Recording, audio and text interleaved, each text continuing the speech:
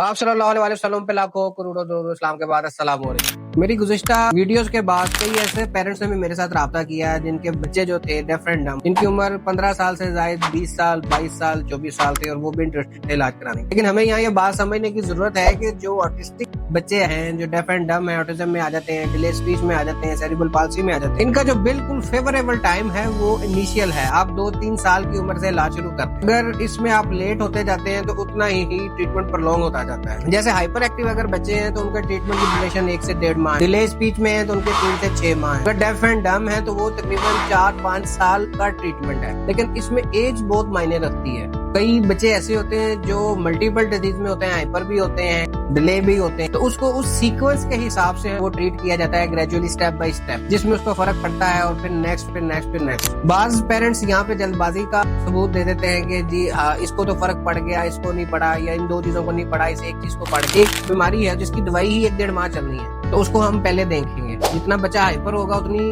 ہماری دوائی اس طرح اس کو اثر نہیں کرے گی، یا والدین بچوں کو اس طرح انڈرسٹینڈ نہیں کر پائیں گے۔ بچے کو اگر ADH کی ہم میڈیسن دیں گے، وہ ذرا کام ڈاؤن ہوگا، شانت ہوگا، تو ہی وہ سن بھی پائے گا اور میڈیسن ان کا زیادہ اچھا اثر کر پائیں گے۔ پیرنٹس سے یہ گزارش ہے کہ جہاں پہ بھی آپ فیزیو کے پاس جا رہے ہیں، تھراپیز کے پاس جا رہے ہیں، وہاں پہ جو ٹریٹمنٹ کا رول ہے وہ ان سب سے اوپر ہے۔ یہ تمام چیزیں معاون ہیں، لیکن جو کمپلیکیشنز برین میں چل رہی ہیں ان کو سارٹ آؤٹ کرنے کے لیے ہومیوپیتھک میڈیسن کا ایک بڑا اہم رول۔ بعض بیماریوں کو ہم پرلونگ کر کے جو ہے وہ بگاڑ لیتے ہیں، جیسے ہرنیاں، یہ بالکل شروع ہی ہوتی ہے انیشیل سٹیج پہ، جس میں ہاتھ سے پریس کر کے وہ بیٹر فیل کرتا ہے، اس کو پرلونگ کرتا رہتا ہے، اور جب پین انبیئریبل ہو جاتی ہے پھر جا کے وہ آپریٹ کی طرف جاتا ہے، میش لگا کے اس کو کور کیا جاتا ہے۔ تو اس سے کئی گنا بہتر ہے کہ آپ اس کو انیشیل پکڑیں تاکہ آپ میش میں زیادہ اچھی گرپ ہو، آپ کو چھوٹے سے ٹانکے لگے۔ جب آپ اتنا بگاڑ لیتے ہیں کہ کم از کم آپ کو 6 انچ جتنے ٹانکے لگانے پڑتے ہیں، میش ڈبل رکھنی پڑتی ہے، یہی وجہ ہے کہ پھر آپ 2 سال کے اندر دوبارہ ہرنیوں کی کمپلیکیشن میں آتے ہیں۔ کسی بھی بیماری کو اتنا موقع مت دیں کہ وہ اپنی جڑیں مضبوط۔